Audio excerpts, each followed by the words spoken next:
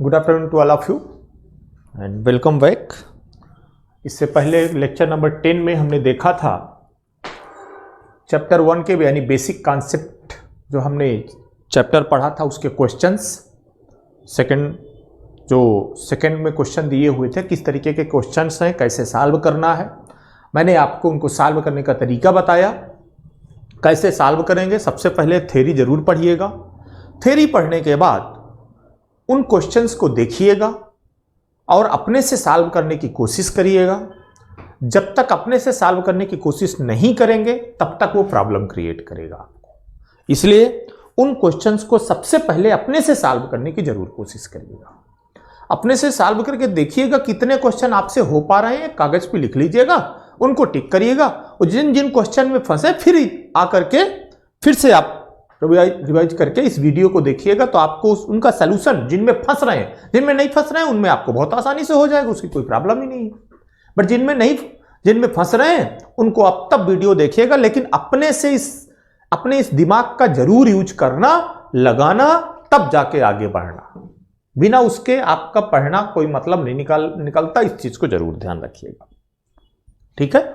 चलिए, आज जो बातें करनी है हमने सेकंड चैप्टर भी पढ़ा है, यानी temperature measurement and zeroth law of thermodynamics पढ़ा है।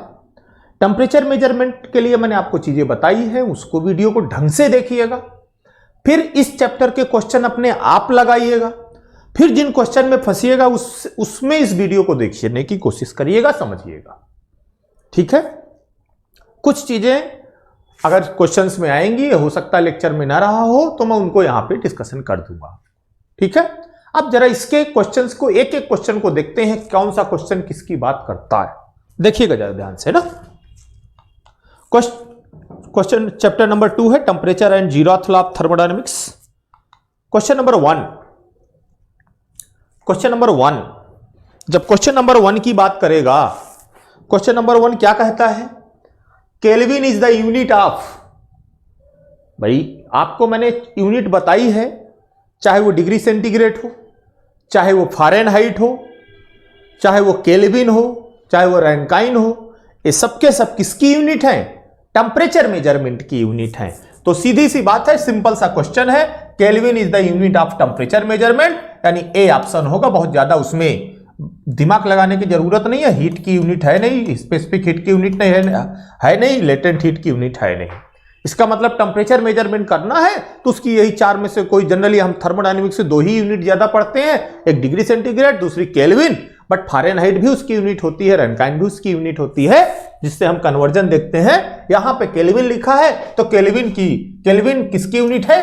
टेम्परेचर की यूनिट है। केल्विन किसकी यूनिट है? टेम्परेचर मेजरमेंट की यूनिट है। कुछ नहीं है, सिंपल सा क्वेश्चन है, ठीक है। Next question number 2। Question number 2 क्या कहता है? क्वेश्चन नंबर 2 कहता है, on the kelvin scale the absolute zero temperature, kelvin scale पे एब्सोल्यूट जीरो टेम्परेचर। देखिए मैंने आपको एक ग्राफ बनवाया है, ऐसे करके, ठीक है। यहां पे आइस पॉइंट था,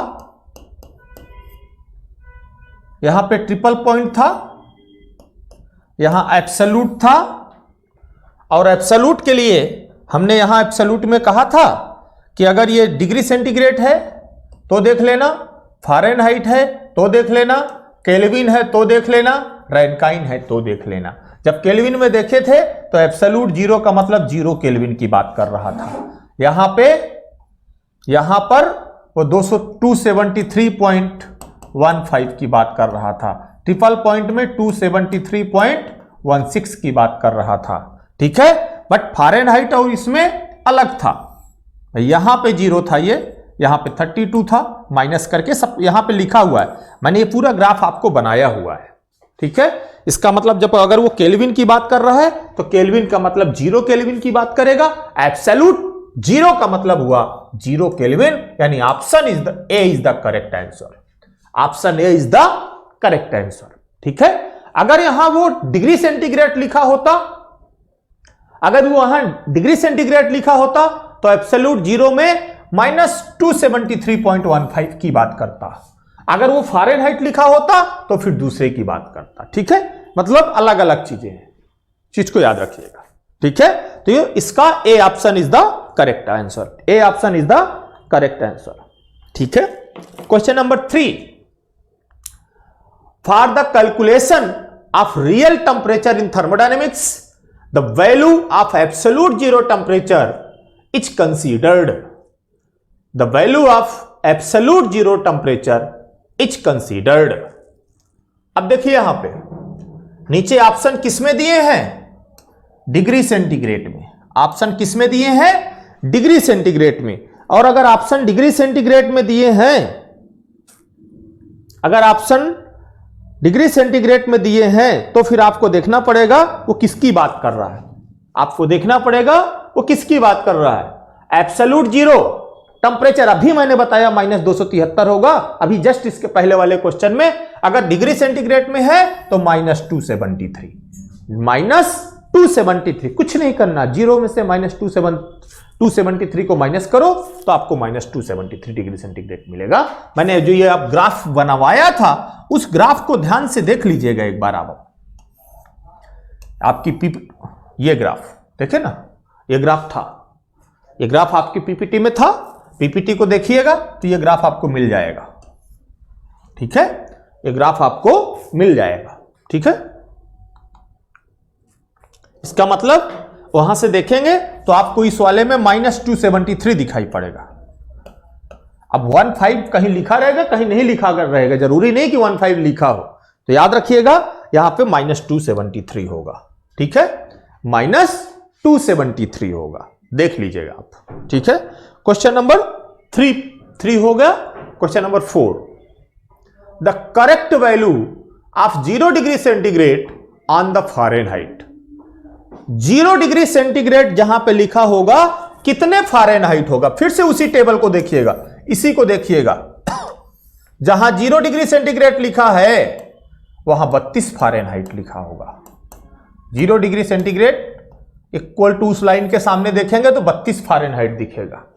कितना दिखेगा, 32 फ़ारेनहाइट दिखेगा, 32 फ़ारेनहाइट है ना, 32 फ़ारेनहाइट। इसका मतलब आप इसको देखिए, क्वेश्चन नंबर 3 को आपको क्या दिखाई पड़ेगा, क्वेश्चन नंबर 3 को देखिएगा क्या दिखाई पड़ेगा, 32 फ़ारेनहाइट। ये ग्राफ हो देखिएगा, सारे क्वेश्चन के आंसर एक बार में आपको मिल जाएंगे, इनको अलग से देखने की बहुत ज्यादा परेशान, सीधे आप उनको देखिएगा, वो जो चार्ट बना हुआ है वहां से सॉल्व होकर सारे क्वेश्चन मिल जाएंगे। मैंने जो पढ़ाया है उसमें से देखिएगा तो अपने आप वो मिलके निकल के आ जाएगा। कैलकुलेट करके देखिएगा, मैंने माइनस भी कराया, प्लस भी कराया, वहां पे एक एक चीज मैंने एक्सप्लेन किया था, तो वहां से देखेंगे तो क्लियर होके अपने आप निकल के आ जाएगा कि क्या कहना चाह रहा है।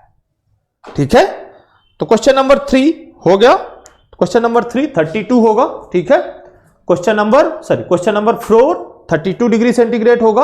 अब बात करते हैं क्वेश्चन नंबर 5 की। ठीक है, triple point temperature of water etch. Triple point water का ट्रिपल पॉइंट टेम्परेचर क्या होगा, वाटर का ट्रिपल पॉइंट टेम्परेचर क्या होगा, यह आपसे पूछ रहा है। मैंने भी लिखाया है, मैंने बताया है, जहां पर ट्रिपल पॉइंट होता क्या है मैंने आपको बताया है। ट्रिपल पॉइंट का मतलब क्या कहता है, वो ट्रिपल पॉइंट ऑफ वाटर का मतलब है कि इधर से ये जा रही है सब्लिमेशन की लाइन, इधर से वेपराइजेशन की, या इधर से आपकी लिक्विड बनाने वाली लाइन। ठीक है, वेपराइजेशन लाइन, यानी इधर सॉलिड है, इधर लिक्विड है, इधर वेपर है, तो सॉलिड से लिक्विड में, सॉलिड से वेपर में, लिक्विड से वेपर में, ये सॉलिड और लिक्विड वाली लाइन, ये सॉलिड और वेपर वाली लाइन, ये आपकी लिक्विड और वेपर वाली लाइन, जहां पर तीनों मिलते हैं यानी तीनों फेज इक्विलिब्रियम में पाए जाते हैं, उसी को ट्रिपल पॉइंट कहा जाता है। और इसकी वैल्यू 0.01 डिग्री सेंटीग्रेड होती है। कितनी होती है, इसकी वैल्यू आप देखेंगे तो 0.01 डिग्री सेंटीग्रेड होती है। अब इसी को जिसमें भी चेंज करना है उसमें आसानी से आप चेंज कर सकते हैं, यानी ट्रिपल पॉइंट वो पॉइंट है जहां पर तीनों फेज इक्विलिब्रियम में होते हैं। इसीलिए मैंने कहा था 2 कॉन्सेप्ट हैं, एक कॉन्सेप्ट यूज किया जाता है बिफोर 1954 और दूसरा कॉन्सेप्ट यूज किया जाता है आफ्टर 1954, जो 1954 के पहले वाला है उसको बोलते हैं 2 रेफरेंस पॉइंट सिस्टम, जो 1954 के बाद वाला है उसको बोलते हैं 1 रेफरेंस पॉइंट सिस्टम, और जो 1 रेफरेंस पॉइंट सिस्टम है उसमें ट्रिपल पॉइंट ऑफ वाटर की बात करते हैं, और ट्रिपल पॉइंट ऑफ वाटर यानी तीनों फेज इक्विलिब्रियम में पाए जाते हैं, इसलिए एक ही पॉइंट होता है और वहां का टेंपरेचर 0.01 डिग्री सेंटीग्रेड होता है। देख लो जो ऑप्शन होगा वही करेक्ट होगा, ए है नहीं, यानी बी वाला option is the correct option, यानी B is the correct answer. B is the correct answer, ठीक है, B is the correct answer, ठीक है। Next question number 6, triple point temperature of water, triple point temperature of water each kelvin में change करना है। अच्छा, सारा unit किस में दिया है? केल्विन में दिया है। ये भी केल्विन में है, ये भी केल्विन में है, ये भी केल्विन में है, ये भी केल्विन में है। जी डिग्री सेंटीग्रेड में कितना होता है? Triple point temperature 0.01 degree centigrade, kelvin में चेंज करना है, यानी capital T triple point is equal to 273.15 plus 0.01 that is equal to 273.16 kelvin. तो टी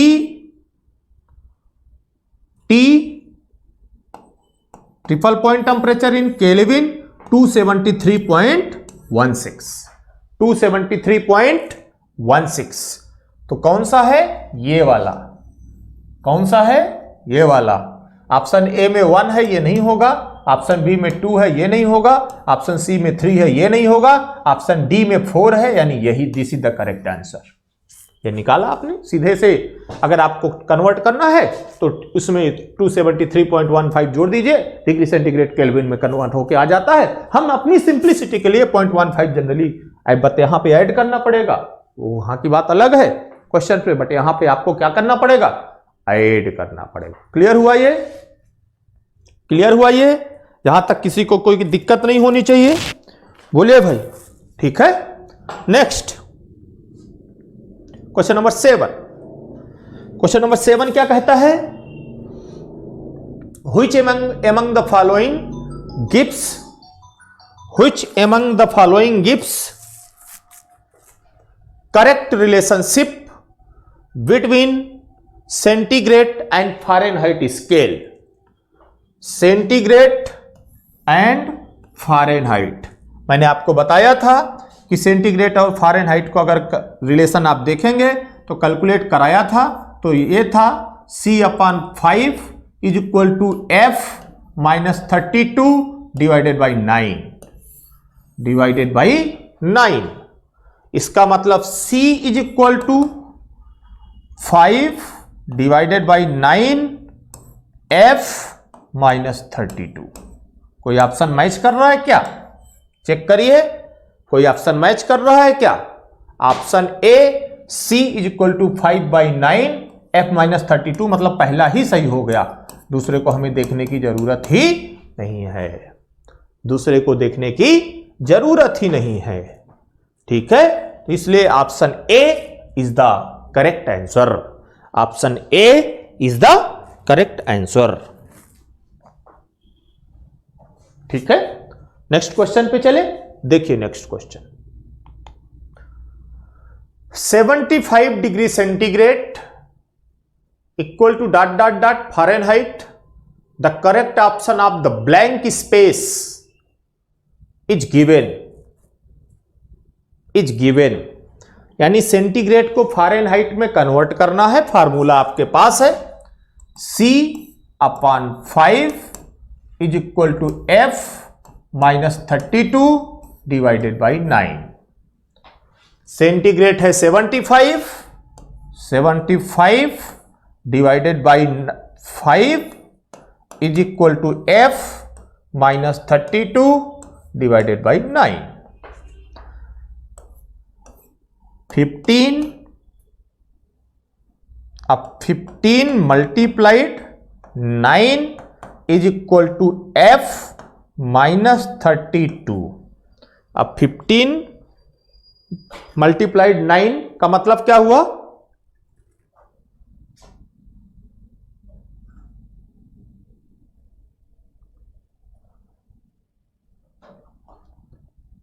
कितना होगा ये? 135 मेरे हिसाब से होगा, is equal to f minus 32। So f is equal to 135 plus 32। So f is equal to 5 और 2 यानी 1 हो गया, 3 3 6 हो गया, 5 2 7 हो गया, मीन्स 167 फ़ारेनहाइट। कैलकुलेशन है, फार्मूले में सीधे पुट करिए, कैलकुलेट करिए, सॉल्व करिए और जो वैल्यू आई देख लीजिए, मिला लीजिए, मतलब 167 इज द करेक्ट आंसर, यानी D is the correct answer. 167 is the correct answer, यानी D is the correct answer. ठीक है, तो जहां कहीं भी कन्वर्जन आए डिग्री सेंटीग्रेड और फ़ारेनहाइट का, आप इस फार्मूले से कन्वर्ट कर दीजिए, सारे क्वेश्चन लग जाएंगे उसके। क्लियर हुआ? बोलो भाई, क्लियर हुआ? नेक्स्ट, नेक्स्ट अगर कहीं भी ये कन्वर्जन आए तो अब आपको याद रखना है, कहीं भी ये कन्वर्जन आपको मिले तो सीधे आप कन्वर्ट कर सकते हैं, फार्मूले का यूज करिए, सीधे कन्वर्ट करिए। ठीक है, next, if the temperature of tent is 50 degree centigrade, hitch temperature on the Fahrenheit scale, फिर से वही क्वेश्चन है, आप लगा सकते हैं, फ़ारेनहाइट में कन्वर्ट करिए। फार्मूला मैंने आपको बताया, C/5 is equal to f minus 32 divided by 9, कितना है? 50 है, 50 पुट करिए, 5 पुट करिए, equal to f minus 32 divided by 9 करिए, यहां आएगा 10, यहां आएगा 90 is equal to f minus 32, यानी f is equal to 90 plus 32, 90 plus 32, तो ये हुआ 2 और ये हुआ 1 2, 9 3 12, है ना? यानी मेरे कैलकुलेशन के हिसाब से फ़ारेनहाइट में 122 वैल्यू होगी, यानी ए ऑप्शन करेक्ट होगा। अगर मैंने कैलकुलेशन सही किया है, कहीं ब्लंडर नहीं मारा तो, अगर मैंने कहीं ब्लंडर, कहीं गलती नहीं की है, तो मेरे कैलकुलेशन के हिसाब से क्वेश्चन नंबर 9 का ए ऑप्शन होना चाहिए। ठीक है, क्वेश्चन नंबर 9 का A option is the correct answer मेरे हिसाब से, क्योंकि हर जगह जहां डिग्री सेंटीग्रेड दिखे और कहे फ़ारेनहाइट में कन्वर्ट करो, कुछ सोचना ही नहीं है, ये फार्मूला लगा देना है, सीधे कैलकुलेट होके सॉल्व हो जाएगा, सीधे कैलकुलेट होके सॉल्व हो जाएगा। ठीक है, क्लियर हुआ? ठीक है, नेक्स्ट,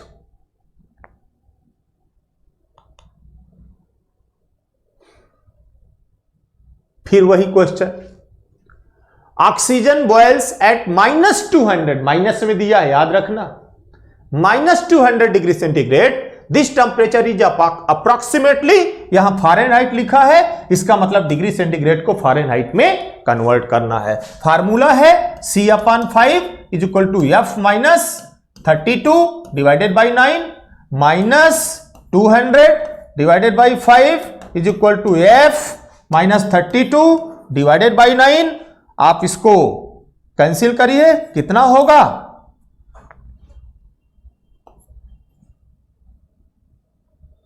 चौको 20 यानी 40 माइनस 40, मल्टीप्लाई करिए 9 और 40 यानी 9 चौको 36 यानी 360, 360 is equal to f minus 32।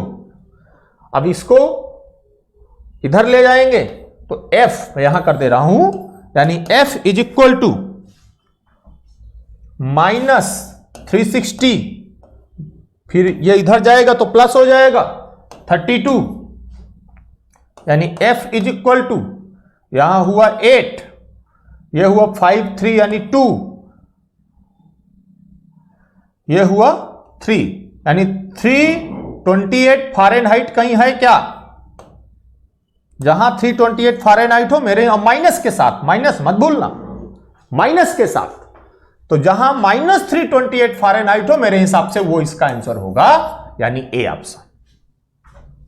सीधे मैथ है, कैलकुलेशन है, कुछ नहीं है, एक सिंगल फार्मूला है, उसी को देख करके हमें सारे क्वेश्चन सॉल्व करने हैं और सिंपल वे में सारे क्वेश्चन सॉल्व हो जाएंगे।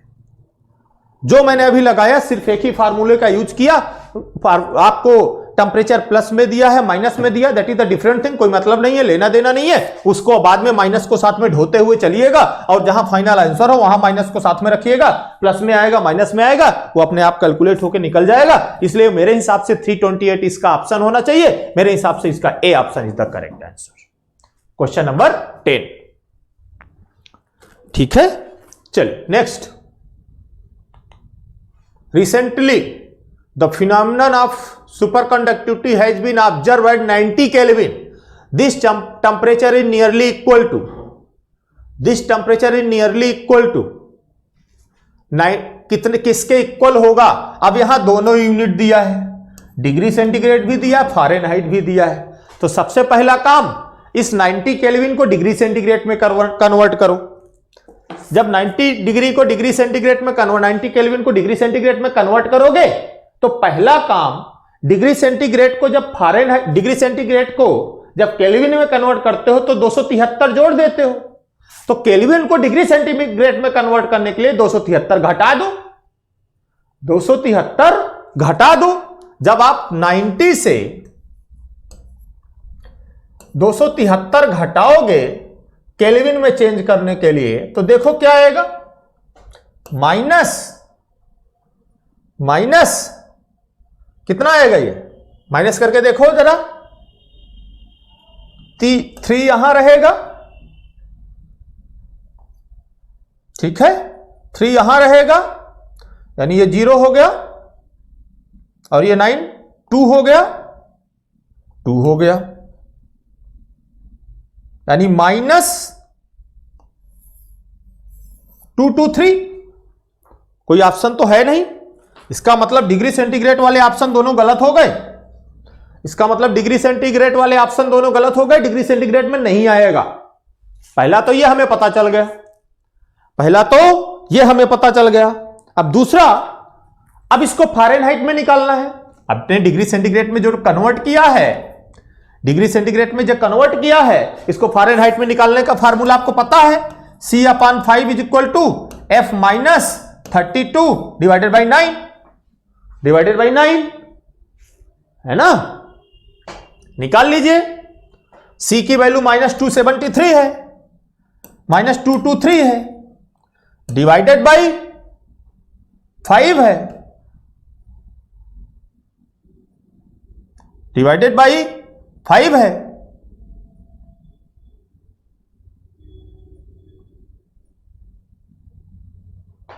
Is equal to F-32 divided by 9। अब इसको थोड़ा कैलकुलेट करने के लिए कैलकुलेटर चाहिए,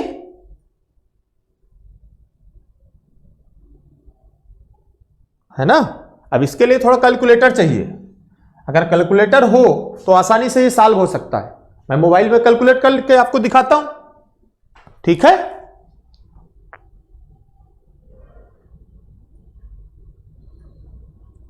आप कैलकुलेट कर सकते हैं अपने आप भी, इसमें कोई बहुत ज्यादा मेरी जरूरत नहीं है।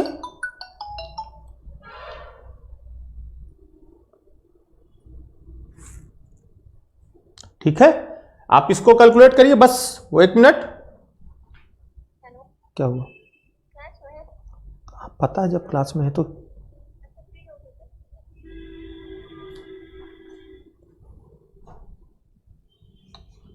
ठीक है। इसका मतलब क्या हुआ?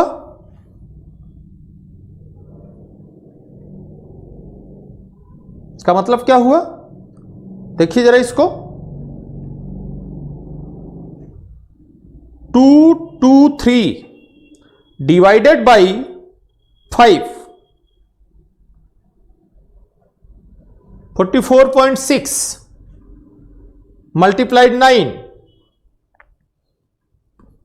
401.4, ठीक है। और इसमें से अगर मैं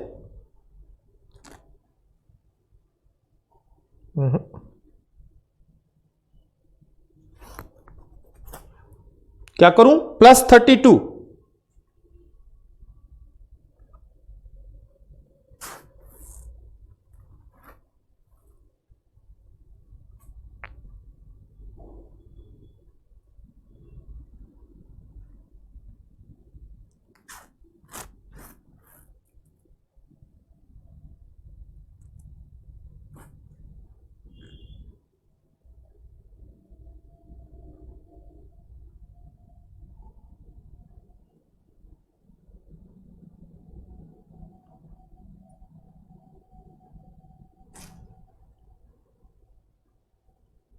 ठीक है, कैलकुलेट करके देखिए कितना आ रहा है।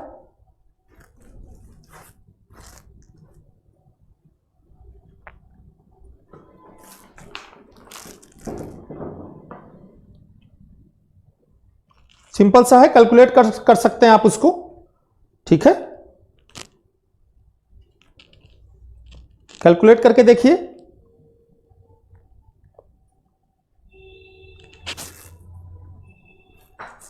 फार्मूला यही लगेगा, डिग्री सेंटीग्रेड में होगा, डिग्री सेंटीग्रेड से माइनस करेंगे, ये डिग्री सेंटीग्रेड में है।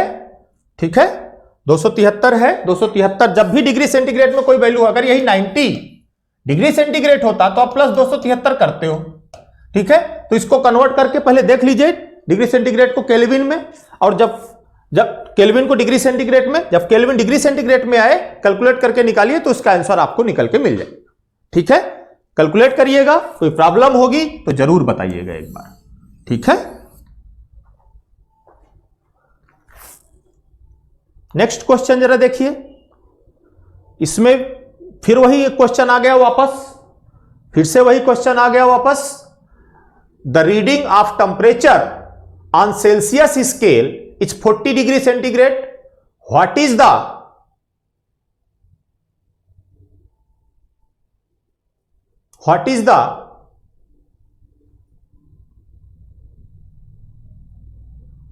कहां गया? What is the equivalent reading of temperature in Fahrenheit. फिर से वही फार्मूला लगा दो, C/5 is equal to F -32 divided by 9।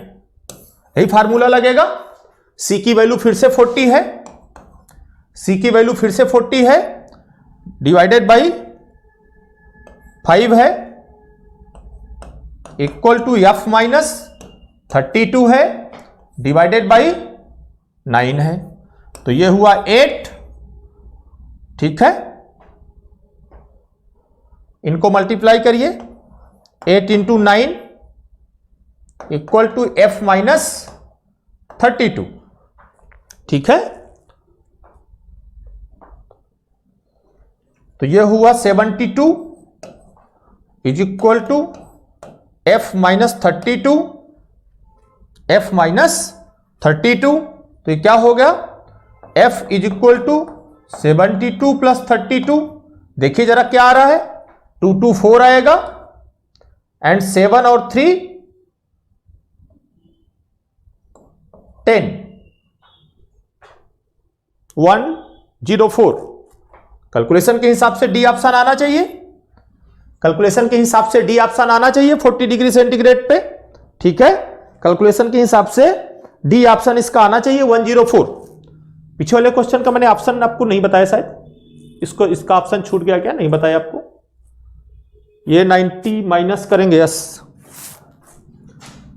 इसको माइनस, इसका ऑप्शन शायद छूट गया था, देख लीजिए। 273 90 0 17 8 1, यानी ये 180 आएगा। सॉरी, इसका मतलब ये हुआ -180 है ना, -180 का मतलब यहां -180।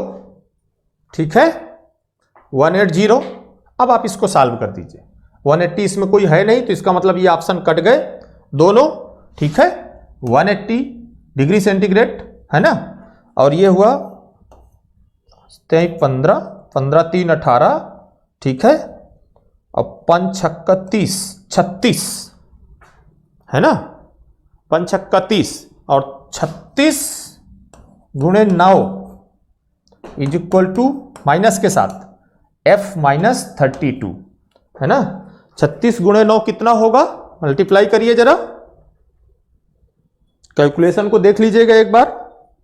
अब ये कैलकुलेशन वगैरह है इसलिए बहुत ज़्यादा इसमें दिमाग लगाने की ज़रूरत नहीं है, फार्मूला वही होगा 36 गुणे 9 यानी 324 माइनस के साथ, -324 उसको इधर ले आओ, +32 इज इक्वल टू एफ होना चाहिए, इज इक्वल टू एफ होना चाहिए, यानी 324 -32।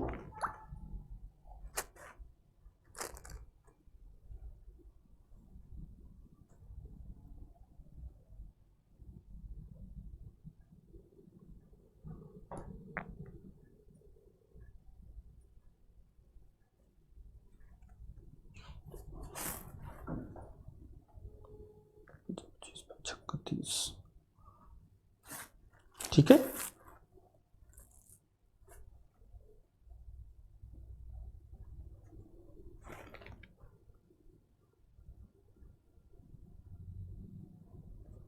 ठीक है। तो लगभग कैलकुलेट करिएगा, लगभग आपका इसके लगभग आसपास आएगा माइनस के साथ, है ना।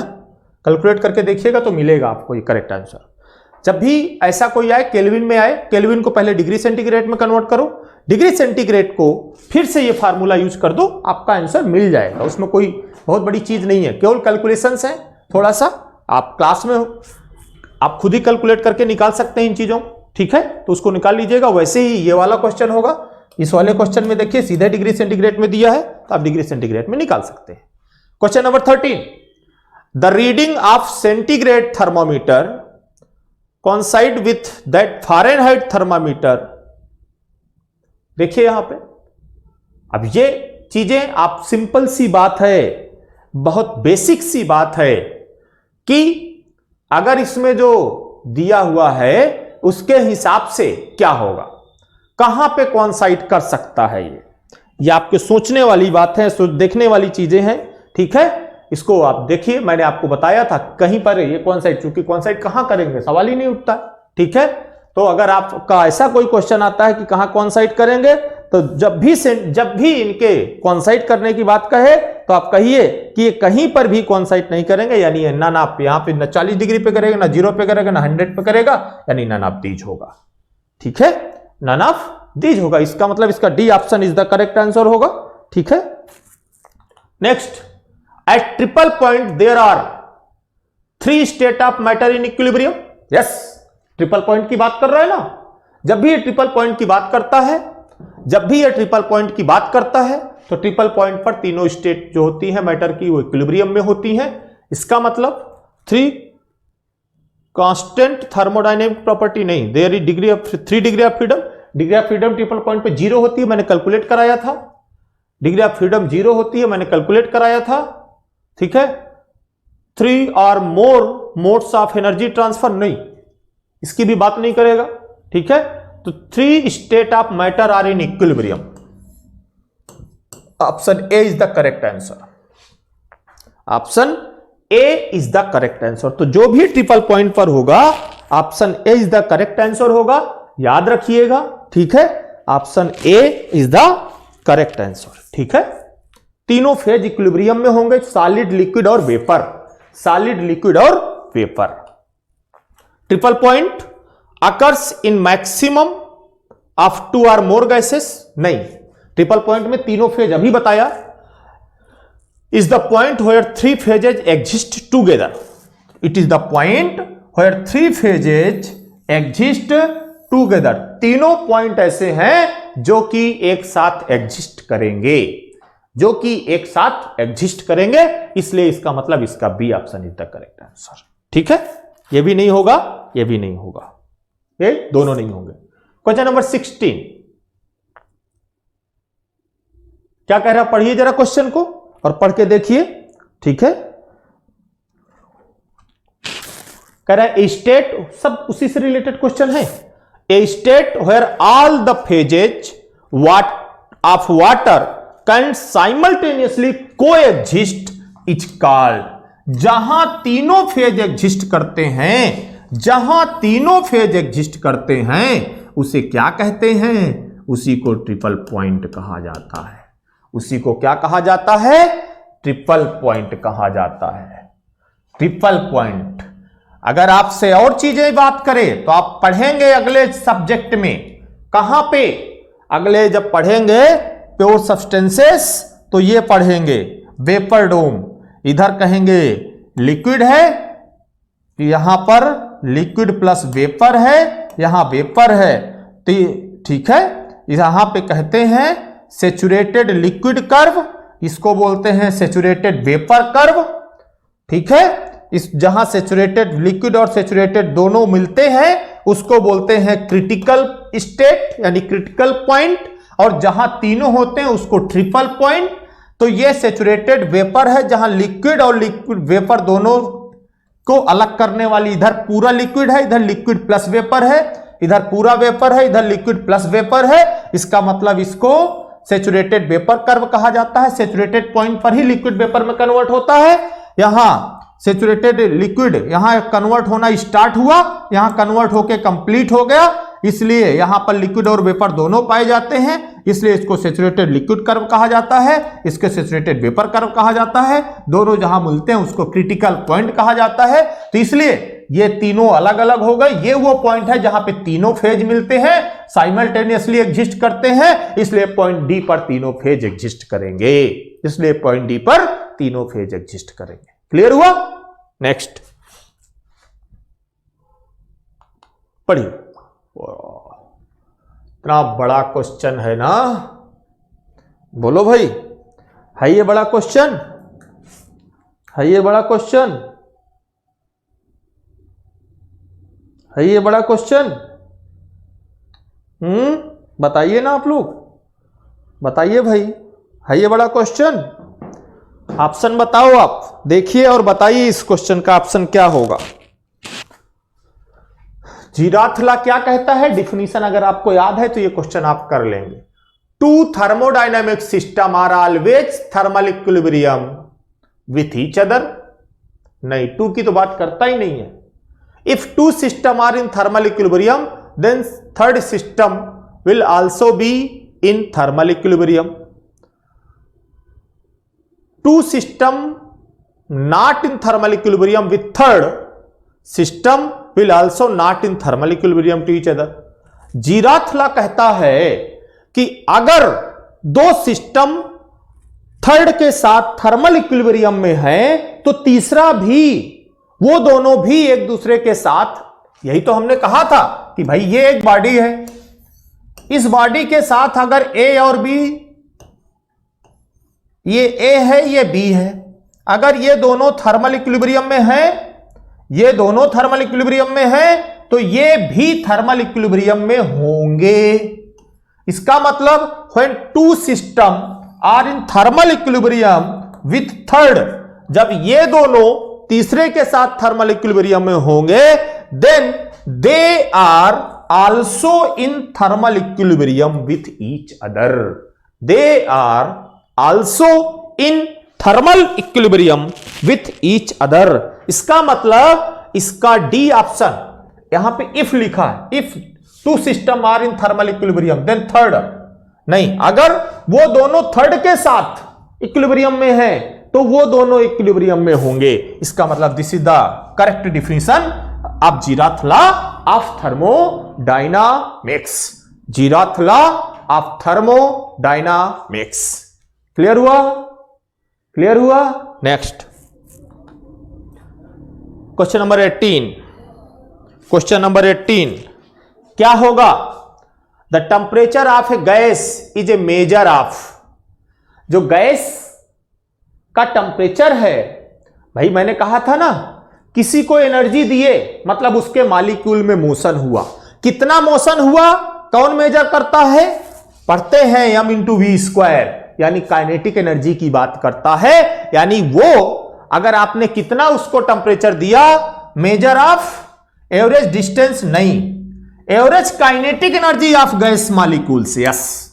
Average potential energy no, none of this की तो बात ही नहीं करता, मतलब बी ऑप्शन होगा। B option is the correct answer. B option is the correct answer. जो कि काइनेटिक एनर्जी की मेजरमेंट से पता करते हैं कि किस गैस में कितना टेम्परेचर है। जितना टेम्परेचर दोगे यानी जितना टेम्परेचर हाई होगा उतना ही उसमें मोमेंटम होगा, जितना मोमेंटम होगा उतना ही वो उसकी बात करेगा। क्लियर हुआ? बात समझ में आ गई? चलिए next question number 19। Temperature of a gas is produced due to. Temperature of a gas is produced due to its heating value, kinetic energy of the molecules, repulsion of molecules, attraction of molecules. बताइए क्या answer होगा इसका?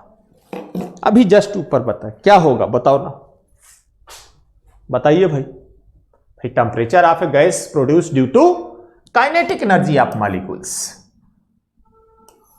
Kinetic energy से ही बात करेगा वो, किसी और की बात नहीं करेगा वो, याद रखिएगा। ठीक है, kinetic energy of molecules, kinetic energy of molecules. ठीक है, काइनेटिक एनर्जी ऑफ मॉलिक्यूल्स। तो काइनेटिक एनर्जी की बात करेगा, अभी जस्ट इसके पहले वाले क्वेश्चन में बताया था ना, जैसे टेम्परेचर मेजरमेंट के लिए काइनेटिक एनर्जी ऑफ मॉलिक्यूल्स है तो वही होगा।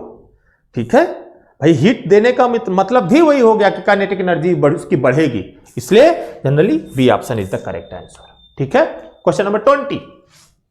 Question number 20, the measurement of a thermodynamic property known as temperature is based on. किस पे? अरे जीराथला पे। भाई ये तो कंजर्वेशन ऑफ एनर्जी की बात करेगा, आगे आएगा। ये भी कुछ एंट्रोपी की बात करेगा, आगे आएगा। नन ऑफ दीज होगा नहीं, यानी टेम्परेचर। टेम्परेचर मेजरमेंट की कौन बात करता है? जीराथला बात करता है। टेम्परेचर मेजरमेंट की कौन बात करता है? जीराथला बात करता है। क्लियर है? ठीक है, तो ये सिंपल सा क्वेश्चन है, आपको पता है, आपको मैंने पहले ही इसको बता दिया है। ठीक है,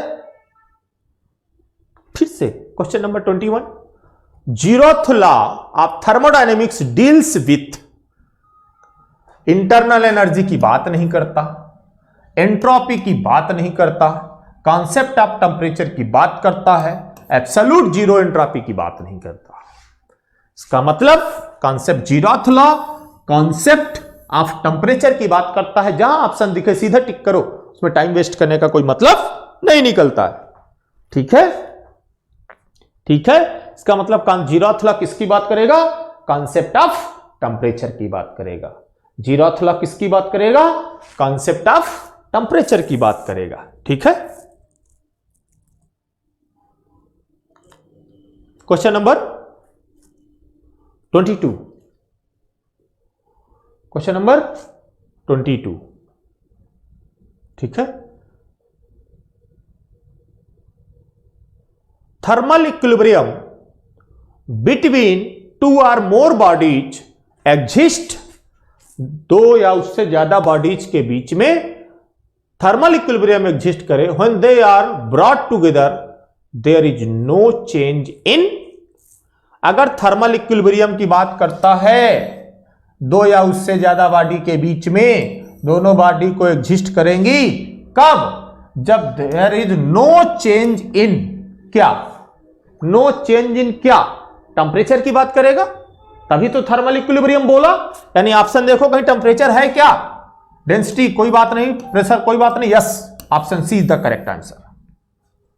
ऑप्शन, अगर वो थर्मल इक्विलिब्रियम की बात करता है तो थर्मल इक्विलिब्रियम का मतलब हुआ कि सिर्फ टेम्परेचर की बात करेगा और किसी की बात नहीं करेगा। इसलिए जहां कहीं भी अगर आपको थर्मल इक्विलिब्रियम यानी थर्मल इक्विलिब्रियम लिख दिया, मतलब टेम्परेचर जहां दिखे उसी को टिक करना, किसी और पे ध्यान देने की जरूरत नहीं है, किसी और पे ध्यान देने की जरूरत नहीं है। याद रखिएगा इस चीज को। ठीक है, next question number 23। Question number 23 क्या कहता है? क्वेश्चन नंबर 23 क्या कहता है? ए सिस्टम विल बी, एक सिस्टम थर्मोडायनेमिक इक्विलिब्रियम में होगा। अब यहां थर्मल इक्विलिब्रियम नहीं लिखा, यहां उसने थर्मोडायनामिक लिखा है। क्या लिखा है? थर्मोडायनामिक। अगर थर्मोडायनामिक की बात करता है तो मैंने आपको बताया था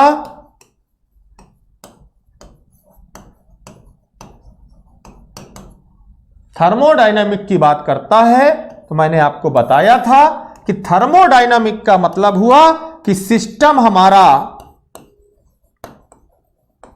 थर्मल इक्विलिब्रियम यानी टेम्परेचर की बात करेगा, मैकेनिकल इक्विलिब्रियम यानी प्रेशर की बात करेगा, डेल्टा P0 यानी चेंज इन प्रेशर और फोर्स जो एक्स्ट्रा फोर्स नहीं होगा। तीसरा केमिकल की बात करेगा, there is no chemical reaction, यानी थर्मल का मतलब टेम्परेचर इक्विलिब्रियम में हो, मैकेनिकल इक्विलिब्रियम में हो, केमिकल इक्विलिब्रियम में हो, तभी वो थर्मोडायनेमिक इक्विलिब्रियम में होगा, अदरवाइज वो थर्मोडायनेमिक इक्विलिब्रियम पे नहीं होगा। अगर ऐसा है तो इसका मतलब हुआ कि हमें वो ढूंढना है जहां थर्मोडायनेमिक लिखा है तो तीनों इक्विलिब्रियम होंगे, थर्मल इक्विलिब्रियम भी बात करेगा, मैकेनिकल इक्विलिब्रियम भी बात करेगा, केमिकल इक्विलिब्रियम भी बात करेगा, यानी जिस ऑप्शन में तीनों होंगे वही ऑप्शन होगा।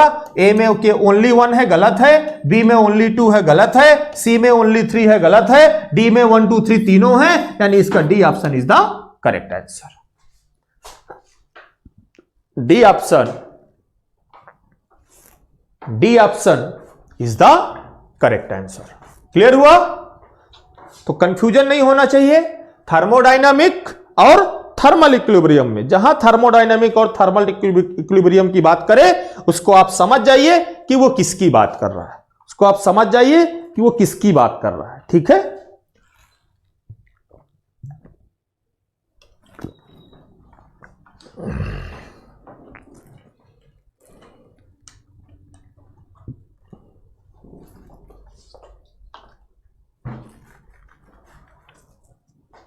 चलिए next. Yes, oh, temperature of the sun is approximately. सुनिए, जहां भी सन के टेम्परेचर की बात करें तो सन के टेम्परेचर की बात अगर करता है उससे रिलेटेड उतने टेम्परेचर की अगर बात करता है, सन टेम्परेचर की या उससे रिलेटेड टेम्परेचर्स की बात करता है, इसका मतलब हुआ, याद रखिएगा कि जो सन का टेम्परेचर है वो लगभग sun temperature is equal to 5503 degree centigrade के आसपास होता है। This is the sun temperature. जो सन का टेम्परेचर होता है वो लगभग इतना ही होता है। ठीक है, अब उसके कोर का टेम्परेचर 15 इंटू 5 के आसपास होता है।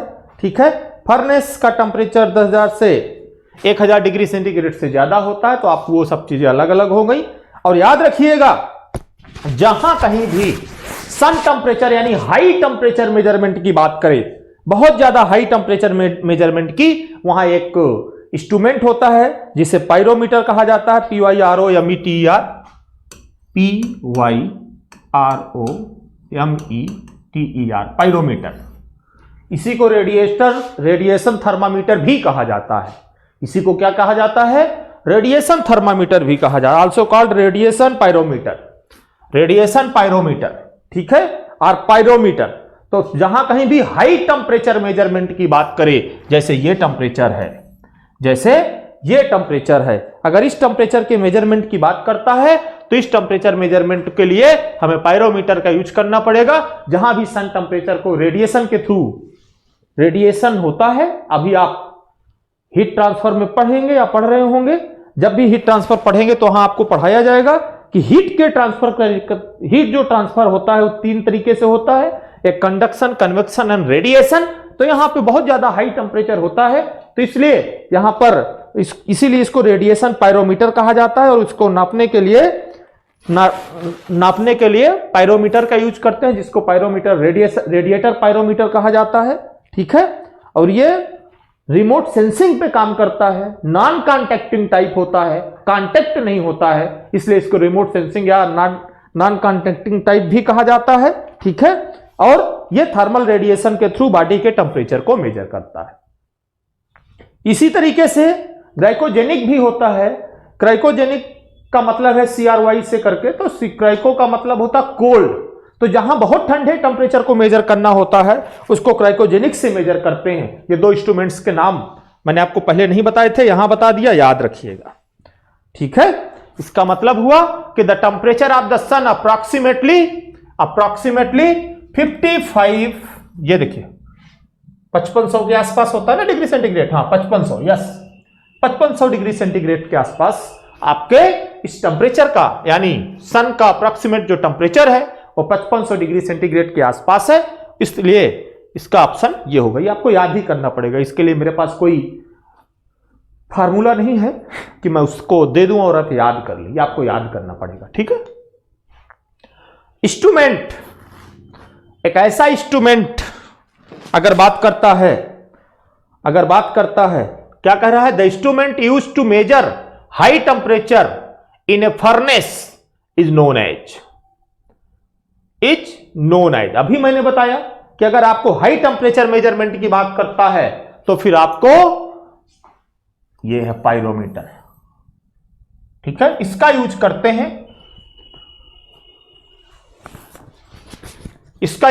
हैं, और इसको यूज करके हम लोग मेजरमेंट करते हैं। इसके थ्रू हम लोग हाई टेम्परेचर की मेजरमेंट की, जहां कहीं भी बात आए कि हाई टेम्परेचर को किसके थ्रू मेजर किया जाता है, तो हाई टेम्परेचर को मेजर करने के लिए हम इस इंस्ट्रूमेंट का यूज करते हैं। हाई टेम्परेचर को मेजरमेंट करने के लिए हम इस इंस्ट्रूमेंट का यूज करते हैं। इसको आप याद रखिएगा, ये लिखा हुआ है। ठीक है, ये लिखा हुआ है। ठीक है, थर्मामीटर, कैलोरीमीटर नहीं है, बैरोमीटर नहीं है, उसका इंस्ट्रूमेंट है ये। ठीक है,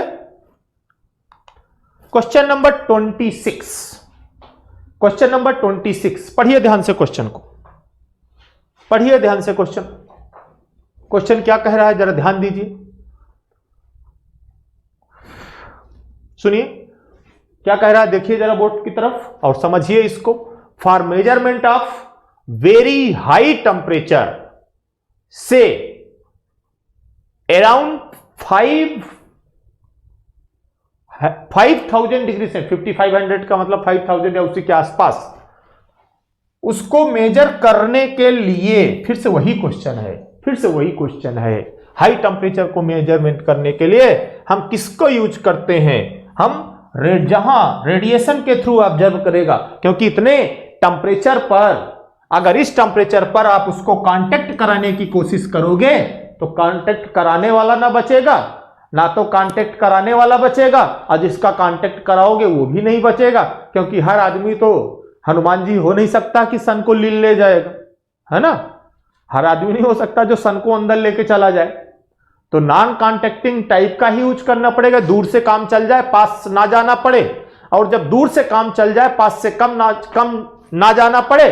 अगर ऐसे मोड के हीट ट्रांसफर की बात करते हैं तो केवल रेडिएशन ही है, रेडिएशन के थ्रू ही हम मेजर कर सकते हैं। अगर रेडिएशन के थ्रू मेजर करने की बात करते हैं कि उसके पास ना जाना पड़े, कांटेक्ट में ना आना पड़े, दूर से हो जाए, इसलिए कहा जाता है कि ऐसे जो थर्मामीटर होते हैं उनको रेडिएशन थर्मामीटर कहा जाता है। रेडिएशन थर्मामीटर के थ्रू, और ये मैंने आपको बताया है, इसके थ्रू आप मेजर कर सकते हैं। इसलिए इनको कहा जाता है कि ये जहां भी हाई टेम्परेचर की बात आए उन हाई टेम्परेचर को मेजर करने के लिए इनका यूज कर सकते हैं, ठीक है। तो जहां कहीं भी हाई टेम्परेचर मेजरमेंट की बात करेगा वहां पे हम लोग हमेशा रेडिएशन थर्मामीटर की बात करेंगे, बैरोमीटर की बात करेंगे, टेम्परेचर कितना होता है सन का, ठीक है, वो मैंने आपको बताया, ठीक है। एक कोल्ड बहुत मेजर करना है तो उसके लिए भी मैंने आपको बताया कि किसका यूज कर सकते हैं, आपकी पीपीटी में भी होगा, आपकी नोट्स में लिखा है, उसको देख लीजिएगा थोड़ा सा कि किसके थ्रू मेजर करते हैं। ये बात क्लियर हो गई है, ठीक है। तो ये 26 क्वेश्चन इस लेक्चर में हमने किया। चैप्टर नंबर 2B में जाना का मतलब है कि बहुत टाइम लगना, इसलिए हम लोग चैप्टर 2 के B वाले जो क्वेश्चन हैं उन पे आज नहीं जाते हैं, आज नहीं देखते हैं, आज इसको यहीं पे रोकने की कोशिश करते हैं, क्योंकि अगर आगे वाले में चले जाएंगे तो फिर उसमें फिर क्वेश्चन है, फिर बीच में लेक्चर डिस्टर्ब होगा, इसका मतलब उसमें कुछ न्यूमेरिकल्स है। बट मेरे कहने का मतलब ये जरूर कोशिश करिएगा कि अगर आप पढ़ रहे हैं, देख रहे हैं, तो मेरे क्वेश्चन कराने से पहले आप घर से क्वेश्चन किए जरूर रहिए। जैसे अब कुछ क्वेश्चन है, जैसे कैलकुलेटर का यूज करना है, कैलकुलेटर का मतलब अपने आप कैलकुलेट करना है, तो हो सकता है यहां थोड़ा सा प्लस माइनस हो, तो आप समझ जाइए कि यस, मैंने आपको फंडा बता दिया, जहां कहीं भी केल्विन में आए उसको फ़ारेनहाइट में कन्वर्ट करना है, तो आपको केल्विन को डिग्री सेंटीग्रेड में कन्वर्ट कर लीजिए, -273 कर दीजिए, वो डिग्री सेंटीग्रेड में आ गया। जैसे डिग्री सेंटीग्रेड को केल्विन में कन्वर्ट करना होता तो +273 करते हो, केल्विन को डिग्री सेंटीग्रेड में कन्वर्ट करना है तो -273 कर दो, और जब -273 करोगे तो डिग्री सेंटीग्रेड में कन्वर्ट हो गया। फिर C/5 = F-32/9 लगा दो, उस फार्मूले से वो फ़ारेनहाइट में कन्वर्ट हो जाएगा। सिंपल वे है, सिंपल तरीके से आप कन्वर्ट कर सकते हो, उसमें आपको कुछ भी करने की जरूरत नहीं है। इसके आगे वाले जो है उसमें थोड़े से क्वेश्चन है, न्यूमेरिकल है, लेकिन घर में लगाने की कोशिश करिएगा, घर में जरूर लगाइएगा। उसको जब आप कैलकुलेट करेंगे, लगाएंगे, तो चीजें आसानी से सॉल्व हो जाएंगी। ठीक है, तो यहां तक चीजें समझ में आपको आ गई हैं। यहां से इसके आगे जो चैप्टर है उसको बाद में देखते हैं, बाद में करते हैं कि किस तरीके से उसके क्वेश्चन सॉल्व होंगे। कुछ न्यूमेरिकल्स हैं, उसमें भी वो भी टेम्परेचर से ही रिलेटेड है, वो भी टेम्परेचर से ही रिलेटेड है, तो उसको करने के बाद फिर हम अगले वाले चैप्टर्स पे चलेंगे। ठीक है, आज की क्लास को यहीं पे रोकते हैं। ठीक है, thank you so much. Okay.